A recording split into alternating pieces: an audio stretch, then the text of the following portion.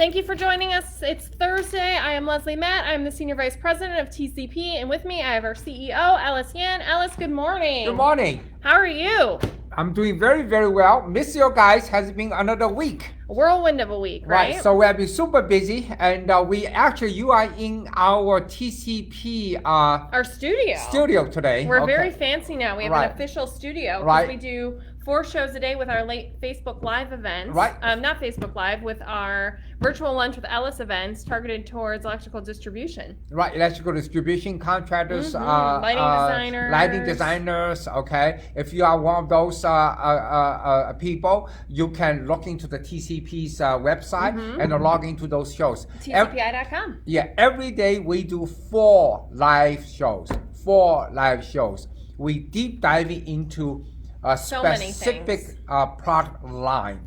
Okay, so that will, basically we take things apart, we'll put things together, we get detail into the lights, distribution of the lights, and the structure of the light bulbs and the fixtures. So today, again, we're going to answer all your questions. I already went through all those questions. I think the first question, first questions, before I answer all the first question, I want to answer one from the last week. I'm not able to answer at that time. Was it was a circle lamp, if you remember, right? So here I have a circle lamp with me here.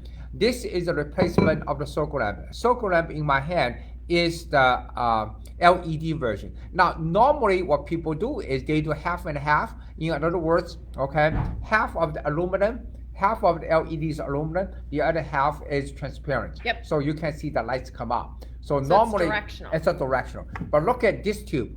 This tube is all plastic all the way around it. So that's an omnidirectional. This is omnidirectional. And they mount the LED chips on the side, and then they refract it around so that you get 360-degree light output. You see here? You see here? That's what we're able to mount LED inside. So give you all the lights come out. So is that a Type A or a Type B tube? Okay, this is Type B tube. So I'll tell you why. I passed the ballast. Right. Because Type A, there's so many different versions of the Type A out there, just make things so complicated, okay? So in other words, when you get the tube from us like this, we also give you a so-called adapter. The adapter means you bypass the ballast. We literally bypass the ballast. So this is what we do. So this is the best part about being in our lab is we've got props. Okay, so what we do here is, Okay, we have adapter. That's an old one. This is the older one, but this gives you some idea. That's how that fits in a table lamp or those were popular in very flush mount fixtures. And that basically the circle lamp only has 2 applications. One is in the table lamp, and one in the flush mount ceiling fixtures. Just said that. Okay, right, and that's what. Okay, what you have here. So when you need when you burn out those tubes, what we are going to do is we actually not just give you this, we also give you the adapter right in the middle. We give you another brand new lamp holders. So you'll get the lamp holder with the bypass. Correct. And then you have to rewire. So if you're a homeowner and you have it in a table lamp, that's probably not. You'd have to hire an electrician probably. Right. Okay. Obviously, also you can post, if you guys really want to know how to do this, we can give a try next week. We can ask Paul Spiro here, just give you He plays an electrician on TV. I know. Okay, so I do too. That's what we're going to do. But that's one of those guys, okay? The second one we're able to do for the circle lamps a little bit different. Oh, I like the second option better. The second option is for the fresh mount ceiling fixtures. Now remember, the ceiling fixtures, the lights are directional anyway, it's shining down. Yep, you don't need it's mounted. Right, not like the table lamp. Okay, table lamp, you need up and down. So this is another version. We using a plate. On the plate, you can see all the LED is mounted on the plate. That plate, we will secure right in the middle. You see the holes here? We call it the keyholes. Keyholes here. So you unscrew a little bit, and then you pop it into your plate, and you twist it around. Sure. But first what you'd want to do is you'd actually want to wire it in. So you'd actually pull those wires that you have, you'd rip out your old socket. I'd recommend an electrician for this one too, or someone like me that plays one on TV. And then you can wire it in, hardwire it in, put everything back into your junction box, shove it down, and then that's when you do that screw keyhole adjustment. And then we have this other hole in the center because a lot of times they have a post that goes all the way through the fixture. Right. So just secure that But actually, in the fresh mount seating fixture, we recommended this one better because this one gave you a much easier, more easy and a more brighter, better more lumen packages. Lumen packages, okay? The other thing that I see is missing, because this is a development sample, is this actually has a plastic cover on it. Correct. So, and that cover also accommodates the keyholes and the post in the middle. Right. Okay, so this is another option, but we believe it's a great option. So if you need a more application, things like that, please reach out to us, okay? We'll give you more detail on it, okay? So that being said, a couple answers on your today's questions, okay? Today's question is very, not very complicated. Number one, people are still a little bit, want more clearance about the lumens. Actually, lumens is the measurements of the lights. We talked about this before. But for everybody using the light bulbs at home, you don't think about the lumens. No. You think about the watts. Okay? So basically, you say this is, do I have the 40 watt, 60 watt, 100 watt? Okay? I don't know. Okay, so normally what you do is all the box we will tell you if it's a 40 or 60 or 100 watt equivalent. So when we talk about except in the state of California. Correct. When you talk about equivalent, means 40 watt is for 50, 60 watt is 800, and 100 watt is 160. Okay. So as long as you remember the basic measurements of the lumens equivalent to the wattage, that's it. That's all you need to know. Because more commonly people don't talk about the lumens. We talk about a watt. Okay, what kind of watts do you use? 60 watt, 100 watt, or 40 watt, or 25 watt, or 15 watt? Okay. However, lumen just a reflection of the watts. That's how we measure the equivalency we call. So, and again, it's great to be in the studio because we can grab things. So I'm looking at this box, which is actually our proud partner, the Cleveland Cavaliers box. Right. And I see on it that you see brightness, and you see that it says 750 lumens. So on all general lighting packages, there's this thing called the lighting facts label. It reminds me a lot of a food label. Correct. Food facts. But you'll see that there's your brightness, which is your lumens. Correct. And then underneath that is estimated energy cost per year. So that's what it's going to cost you to run this light bulb every day for a year. But when we say 750 to 800, that means as a 60 watt equivalent. Okay. So I also see on this box, because it's not for the state of California, 60 watt equivalent, you see here? And then 8 watts used. Right. So 60 watt super equivalent. Simple. Equivalent. Yeah. Okay. This is a great package, Ellis. So excellent package. Okay, and that's one question. The second question is again interference. So-called garage door openers, this and that, blah blah blah. We talk about this in the other show. Yep. Is yes, old days. Let's say 10 years ago when we were making a lot of CFLs, we run into this problem. One of the famous story was in one of the hotels. Okay. Yep. Every time people turn on the lights, they turn off the TV. Turn off the TV, or they turn on the TV, they turn off the lights. But today, we do not have that problem at all because we call the operating frequency, okay? We're able to control the light bulb operating frequency away from all the electronic devices out there. And now everything is, with the new technology, that was a long time ago with CFL, but the FCC actually has a recommended wavelength that you need to be within so that you don't interfere with things like airplanes and radios and But TV. I don't think it's recommended. It has to be. So we have to comply with the FCC. So FCC. they give a recommended range, and you have to test to that, and you have to actually get your product listed. You don't really have this issue at all. It's not an option. Right. So right now, you don't have to concern that at all. Okay, for anybody out there. Just imagine that today's light bulbs just another piece of the electronic device. It absolutely So is. we have to follow all the electronic device performance guidance. It really is. Now, that's kind of a weird assimilation that you just made. Yeah. And I say that because when you think about it, and I'm getting weird, this is not live show, not rehearsed. LEDs, right? Because we have an LED chip packaging facility in China, TCP does, right? Right. And we package LED chips for LED light bulbs. That's all we do. We don't do anything else. When you think about it, this guy, this is my cell phone, it's full of LED chips. Correct. Just full. This whole screen is loaded. But those, right, exactly. It's all LED chips behind it. We call it backlight.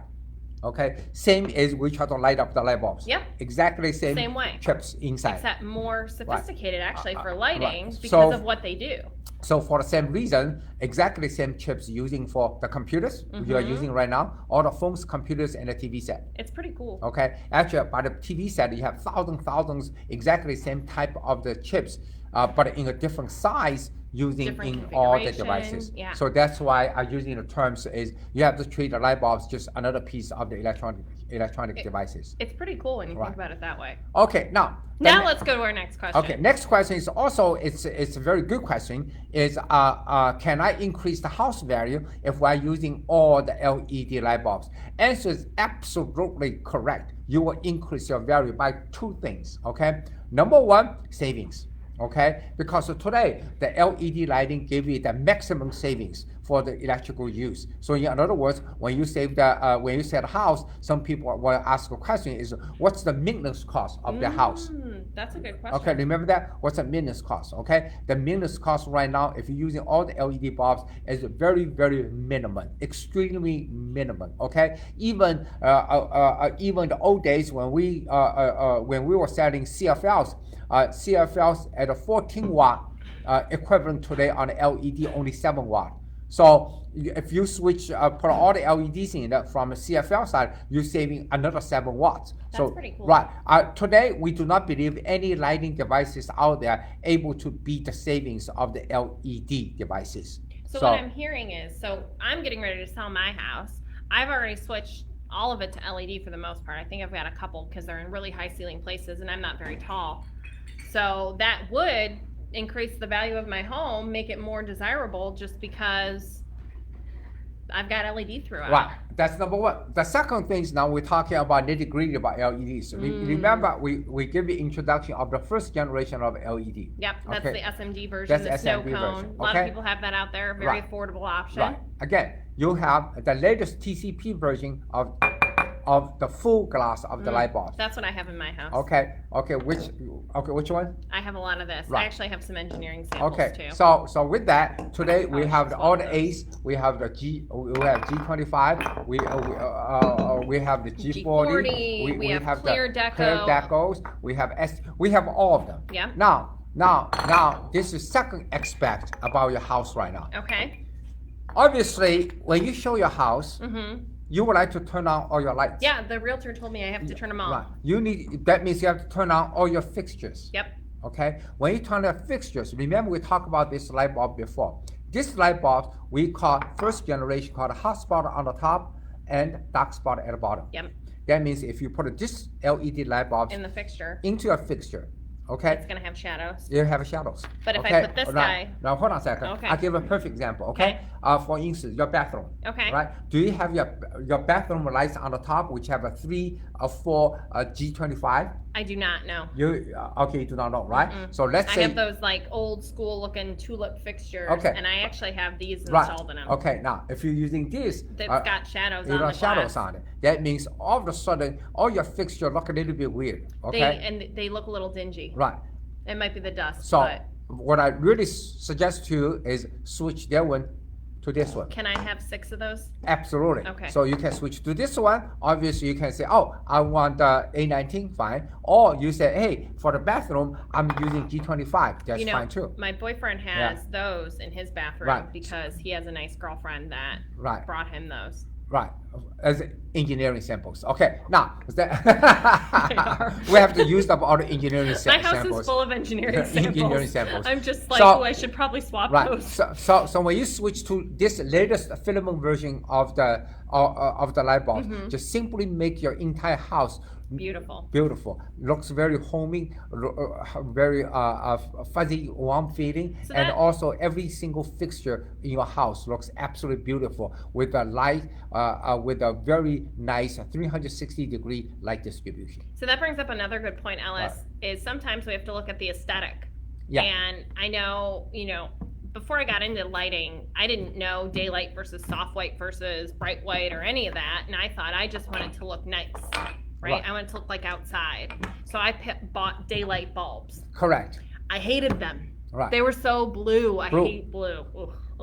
I love blue as a color. I hate blue in my lighting.